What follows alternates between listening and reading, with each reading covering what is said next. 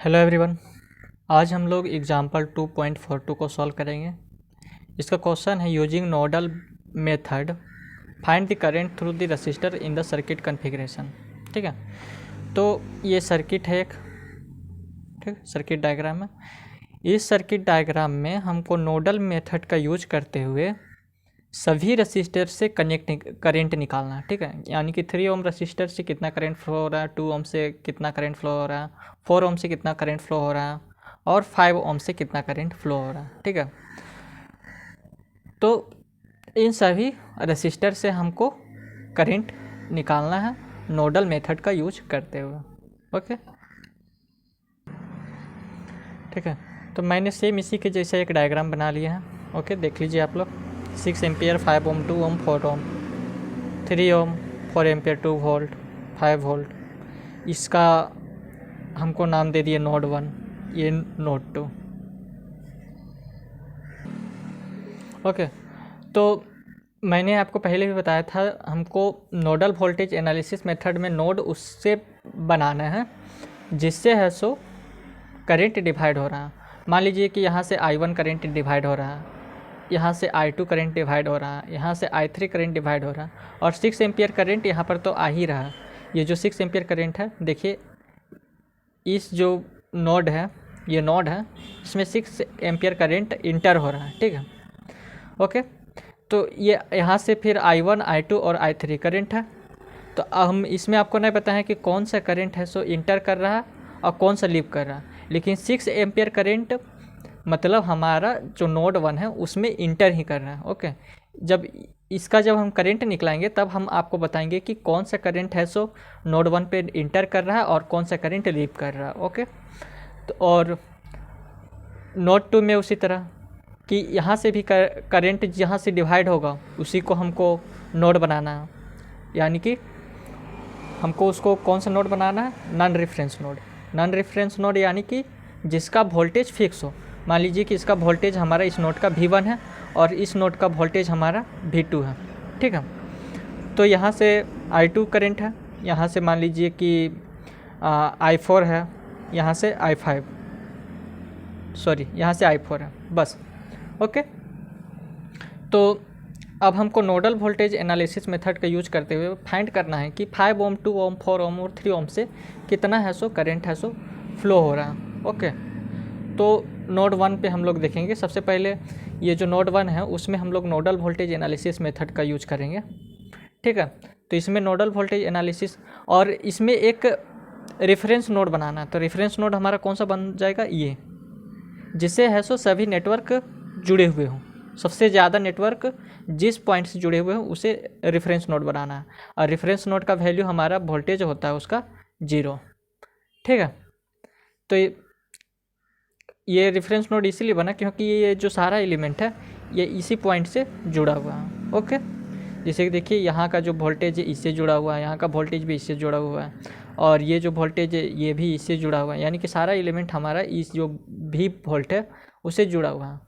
तो अब node method का हम लोग को यूज करते हुए सबसे पहले हम लोग नोडल इक्वेशन निकलाएंगे। ठीक है, ये अब नोडल इक्वेशन है, मतलब नोडल मेथड है, सो हम V1 यानी कि नोड 1 जिसका वोल्टेज हमारा V1 है उस पर अप्लाई करेंगे।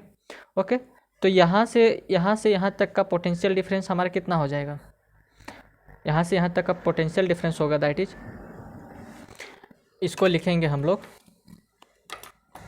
V1 माइनस 0, इसको लिखेंगे V1 माइनस 0, यहाँ से यहाँ तक का पोटेंशियल डिफरेंस। उसके बाद जब ये वापस जाएगा तो ये किधर से इंटर करेगा, निगेटिव टू पॉजिटिव, इसलिए यहाँ पर साइन दिए -5, क्योंकि ये निगेटिव टू पॉजिटिव। देखिए V1 माइनस 0, उसके बाद किधर से आ रहा है, निगेटिव से, इसलिए -5 डिवाइडेड बाय इसका रेसिस्टेंस कितना है, 3, ये हो गया।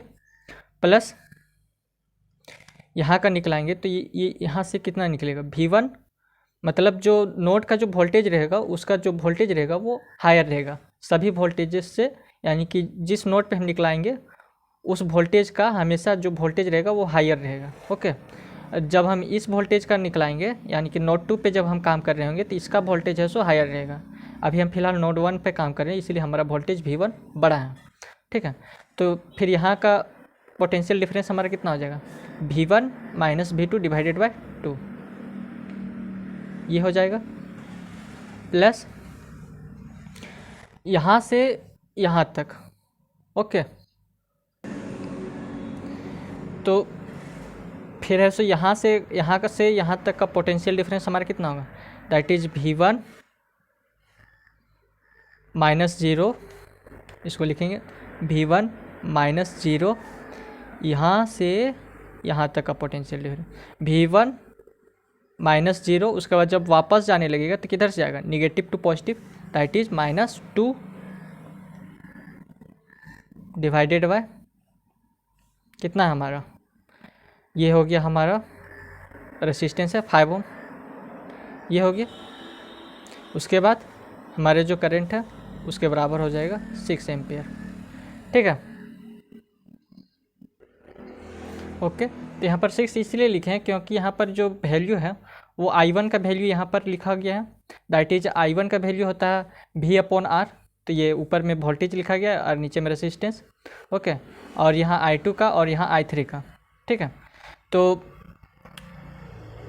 हम जानते हैं कि केसीएल फर्स्ट लॉ यानी कि किरचॉफ्स करंट लॉ यानी कि जो होता है उसमें है सो जिस नोड से जितना करंट इंटर कर रहा होगा उसके बराबर होगा जितना करंट लीव कर रहा होगा।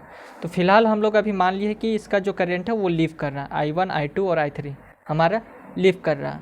लेकिन जब तक हम लोग इसका जब करंट नहीं पता कर लेते कि इसका करंट कितना आएगा, तब तक हम ये नहीं बता सकते कि ये I2 का वैल्यू मतलब लीव कर रहा है या इंटर कर रहा है। ओके, तो फिलहाल हम लोग मान लिए हैं कि I3 I2 और I1 का करंट लीव कर रहा है। ओके, जिसके बराबर है 6 एम्पियर, इसीलिए यहाँ पर टोटल लिखा गया है 6 एम्पियर। ओके, तो इसका जो वैल्यू आएगा वो क्या आ जाएगा हमारा, that is V1 minus 5 divided by 3, यहाँ पर है V1, उसके बाद V1 minus V2 divided by 2, उसके plus V1 minus 2 divided by 5 is equals to 6, ये आ गया हमारा। उसके बाद इसको सॉल्व करेंगे तो V1 डिवाइडेड बाई 3 हो जाएगा। इसको जब फर्दर सॉल्व करेंगे तो हमारा क्या आ जाएगा, V1 divided by 3 minus 5 divided by 3 plus V1 divided by 2 minus V2 divided by 2 plus V1 divided by 5 minus 2 divided by 5 is equals to 6, ये आ जाएगा वैल्यू। तो यहाँ पर देखिए, यहाँ V1 से कॉमन ले लिया और जो बचा 1/3 -1 ये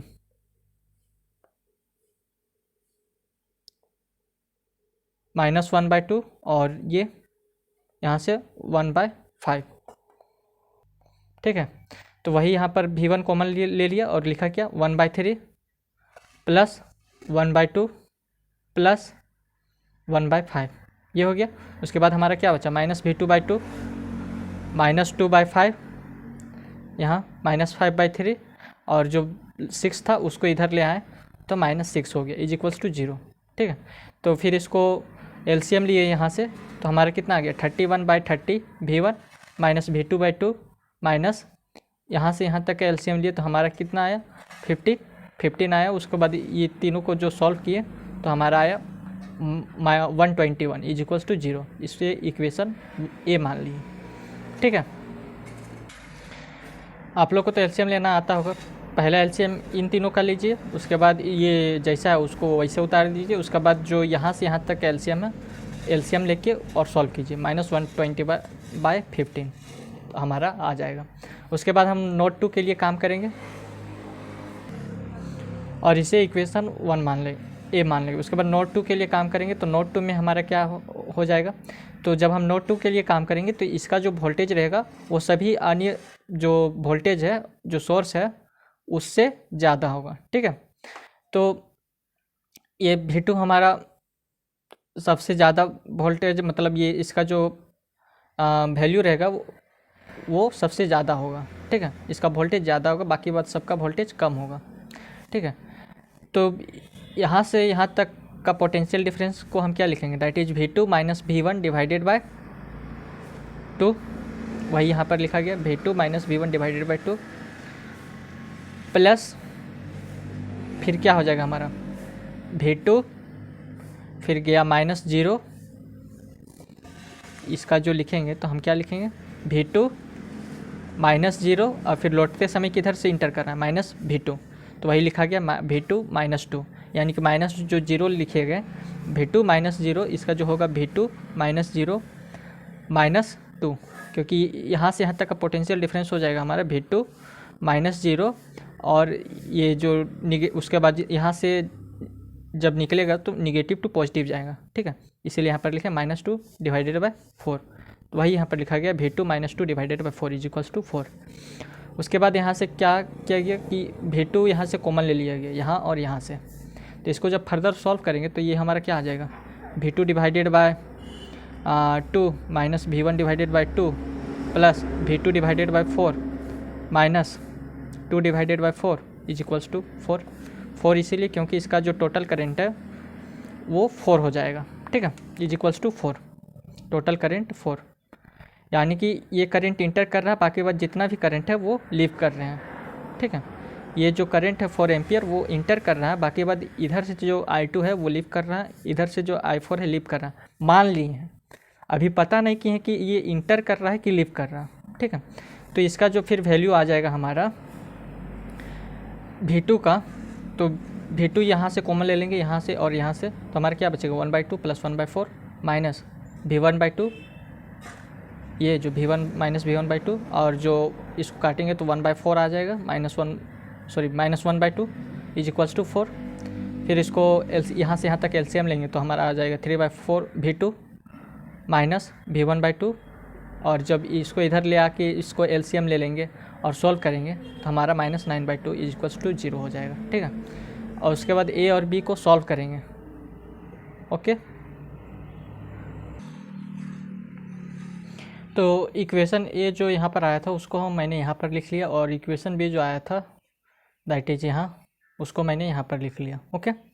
उसके बाद ये दोनों को एलसीएम लिए तो हमारा यहाँ का जो एलसीएम आया वो 60 आया, ओके, तो 60 आया, तो फिर ये 32 जब 60 होता है तो 2 से इसको इंटू कर दिए, दैट इज 62 V1, उसके बाद 2 इंटू 30 इज इक्वल्स टू 60 होता है, इसलिए यहाँ पर लिखें इसको V2 से इंटू कर दिए, दैट इज 30 V2 माइनस, और 15 का जो आता है 15 चौके 60, तो 4 को है सो 121 से इंटू कर दिए तो हमारा आया -461 डिवाइडेड बाय 60, ये हो गया।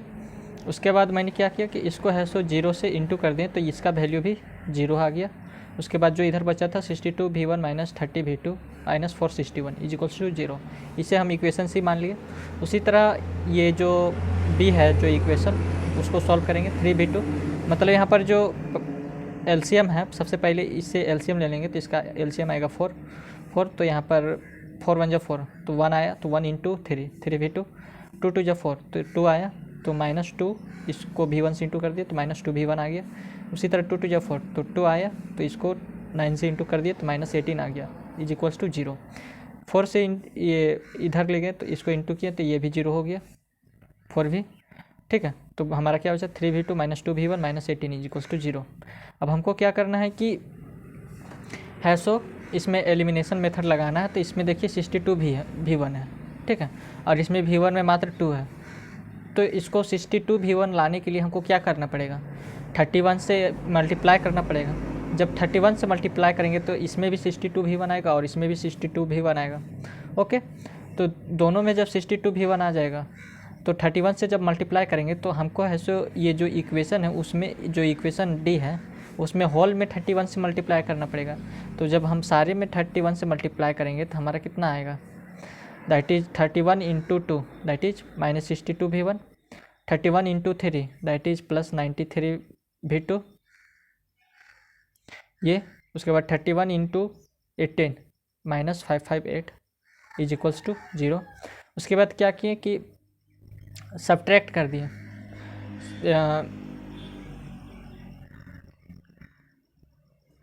इसको है सो इससे सब्ट्रैक्ट कर दिए, ठीक है, तो नहीं ऐड किए ये दोनों को ऐड कर दिए,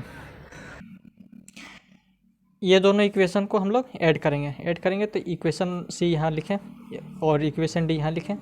उसके बाद क्या किए कि जो ये इक्वेशन डी है, ये इक्वेशन डी है, ठीक है, तो ये दोनों इक्वेशन को लिख दिए। उसके बाद क्या किए कि ये 62V1 है, ये -62V1, तो ये और ये कट जाएगा।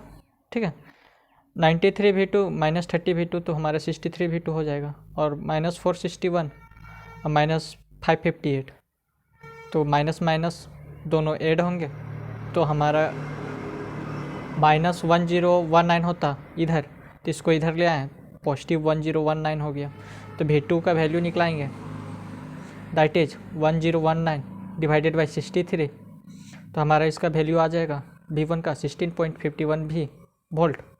उसके बाद जो V2 का वैल्यू आएगा वो है सो हम इस इक्वेशन पे पुट कर देंगे, 3V2 -2V1 -18, तो V2 के जगह हम क्या लिखेंगे 16.51 वोल्ट, तो वही लिखें 3 × 16.51 -2V1 -18 इज इक्वल्स टू 0, तो इसको इंटू किया तो 49.53 -18 2V1, तो 2V1 ठीक है 49.53 -18 ये हो गया।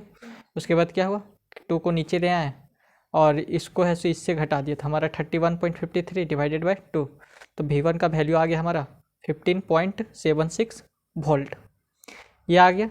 यानी कि V1 और V2 का वैल्यू हम लोग निकाल लिए, वही यहाँ पर निकलाया गया है। दैट इज V1 का वैल्यू हमारा निकलाया गया है 15.76 वोल्ट, और यहाँ पर V2 का वैल्यू 16.51 वोल्ट। ठीक है, ये जो 16.51 है और ये 16.51 वोल्ट V2। ठीक, तो जब V1 और V2 का वैल्यू फाइंड हो गया, तो अब हमको निकालना है क्या कि 3 ओम रजिस्टर, 2 ओम, 4 ओम और 5 ओम से कितना है सो करंट फ्लो हो रहा है। तो सबसे पहले निकलाएंगे कि 3 ओम से कितना करंट है सो फ्लो हो रहा है, तो लिखेंगे करंट थ्रू 3 ओम रजिस्टर। तो यहाँ से करंट कितना फ्लो होगा, दैट इज यहाँ का potential difference, that is V1 -0, इसका जो लिखेंगे इक्वेशन V1 -0 -5 डिवाइडेड बाई 3, ये आ जाएगा हमारा इक्वेशन। तो वही लिखा V1 -5 डिवाइडेड बाई 3। जब इसमें नोडल इक्वेशन का यूज करेंगे तो हमारा क्या आएगा, V1 -0, फिर लौटते समय निगेटिव टू पॉजिटिव इंटर कर रहा है, तो -5 डिवाइडेड बाय 3, तो वही उसी को लिखे, तो V1 -5 डिवाइडेड बाई 3, तो V1 का वैल्यू हमारा कितना 15.76 वोल्ट, -5 डिवाइडेड बाई 3, तो हमारा कितना आ गया अप्रॉक्स में 3.6 एम्पियर। ठीक है, उसी तरह हम निकलाएंगे करंट थ्रू 2 ओम रजिस्टर, तो 2 ओम रजिस्टर से कितना करंट फ्लो हो रहा है वो निकलाएंगे। तो उसका जो लिखेंगे यहाँ, इसका जो potential difference, that is I is equals to V/R होता है ना, उसी फॉर्मूला का यूज करते हैं हम लोग। तो V के जगह हम लोग यहाँ से यहाँ तक का पोटेंशियल डिफरेंस निकालते हैं, जो कि निकला हुआ है, दैट इज V1 और V2 का पोटेंशियल डिफरेंस, यानी कि यहाँ से कितना जो वोल्टेज हमारा जो ड्रॉप हो रहा है वो डिवाइडेड बाय रेसिस्टेंस। तो 15.17 दैट इज V1 - V2, ये V1 - V2 डिवाइडेड बाय 2। ठीक है, यानी कि 2 ओम का पोटेंशियल डिफरेंस। तो पोटेंशियल डिफरेंस कैसे निकालते हैं, that is V1 - V2 divided by 2। तो V1 का वैल्यू हमारा था 15.76 वोल्ट और V2 का वैल्यू था 16.51, फिर इसको सॉल्व किए तो हमारा -0.375 एम्पियर आया। ठीक है, तो जो इसमें है कि करंट है सो इसमें करंट का वैल्यू क्या है निगेटिव, यानी कि करंट का वैल्यू है सो इस डायरेक्शन से ना होकर, ये क्लॉकवाइज डायरेक्शन से ना होकर, यानी कि ये इधर नहीं फ्लो करेगा, ये है सो करंट का डायरेक्शन इधर फ्लो करेगा। ठीक है, अगर इसका वैल्यू अगर हमको पॉजिटिव लाना है तो हमें करंट इस साइड से फ्लो करवाना पड़ेगा। ठीक है, और जो फर्स्ट वाला का जो करंट है 3 ओम रजिस्टर से, उसका जो करंट है वो इधर से फ्लो करेगा। ओके, तो यहाँ का करंट हमारा कितना निकलाए थे, दैट इज 3.6 एम्पियर, 3.6 एम्पियर। यहाँ का करंट हमारा कितना है -0.375 एम्पियर, जो कि अगर हम इधर से इधर फ्लो करवा रहे थे तब हमारा -0.375 एम्पियर निकल रहा था। तो हमें क्या करना पड़ेगा, जो है सो करंट को इधर से इधर फ्लो करवाना पड़ेगा। उसके लिए क्या करना पड़ेगा कि इसका वैल्यू है सो पॉजिटिव करना पड़ेगा। ठीक है, पॉजिटिव करेंगे दैट इज हमारा जो होगा V2 - V1 होगा, ना कि V1 - V2। यहाँ का पोटेंशियल ड्रॉप हमारा होगा V2 - V1, यानी कि वोल्टेज 2 की तरफ से करंट फ्लो करेगा। ठीक है, इसलिए इसका जो डायरेक्शन देंगे हम लोग इधर से देंगे, तो ये पॉजिटिव हो जाएगा। ओके, अब थर्ड निकालते हैं 5 ओम रजिस्टर से कितना करंट फ्लो हो रहा है। तो 5 ओम से हम लोग निकलाएंगे V1 माइनस 0, इसका जो निकलेगा पोटेंशियल मतलब वोल्टेज ड्रॉप हमारा जो निकलेगा दैट इज V1 माइनस यहाँ से माइनस 0, उसके बाद जो इंटर करेगा वो negative to positive that is -2 divided by कितना है 5। तो V1 का वैल्यू हम निकला है, तो उसी को यहाँ पर लिखा गया V1 - 2 डिवाइडेड बाय 5। तो V1 का वैल्यू हमें पता है, V1 का वैल्यू हमारा कितना था, दैट इज V1 का वैल्यू है हमारा 15.76 वोल्ट। ओके, तो V1 और V2 का वैल्यू हमने यहाँ पर लिख लिया है। तो यहाँ पर क्या लगाएंगे, तो V1 का वैल्यू हमारा कितना है 15.76 - 2 डिवाइडेड बाई 5, तो 2.76 एम्पियर, यानी कि करंट का डायरेक्शन हमारा इधर हो जाएगा। ओके, क्योंकि हम लोग नोड 1 से ले रहे हैं, नोड 1 से हमारा करंट के डायरेक्शन इधर हो जाएगा। ठीक है, उसी तरह 4 ओम रजिस्टर से निकलाएंगे, तो 4 ओम रजिस्टर से निकलाएंगे तो हमारा क्या होगा V2 -2 डिवाइडेड बाई 4, ये होगा, यहाँ पर निकलाया गया है दैट इज V2, फिर यहाँ से जाएगा -0 और फिर निगेटिव टू पॉजिटिव, यानी कि ये जो हुआ V2 -0, फिर ये किधर से जा रहा, फिर इधर से जाएगा तो निगेटिव से जाएगा, इसलिए -2 डिवाइडेड बाई 4 कितना हो जाएगा इसका, V2 का वैल्यू हमारा है 16.51 -2 डिवाइडेड बाई 4, तो 3.63 एम्पियर, यानी कि इसका भी वैल्यू हमारा निकल गया। यहाँ से जो करंट फ्लो हो रहा है हमारा इस डायरेक्शन से हो रहा है, और इसका जो है 3.63 एम्पियर है। ठीक है, तो आप पता कर लिए कि मतलब 5 ओम रजिस्टर से कितना, तो 5 ओम रजिस्टर से हमारा कितना था 2.76 एम्पियर।